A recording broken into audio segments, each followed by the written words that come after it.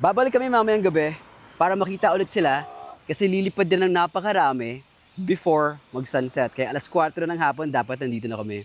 So sobrang unaware ang mga tao sa paligid about these bats. Yung iba pa nga is nagsisiga lang sa tabi.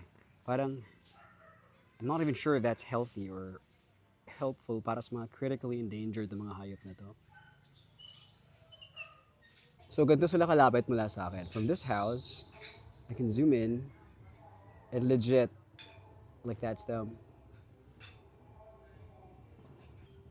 Beautiful. Asterodon jubatus. At makalipas ang halos 2 oras ng pag-aantay, ay lumipad din sila.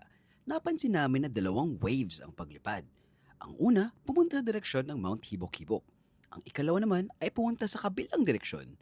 Marahil sila naghahanap ng mga figs mula sa puno ng balete o iba pang mga prutas. Ang giant golden crown flying fox, ating ingatan, yan ang ating kayamanan.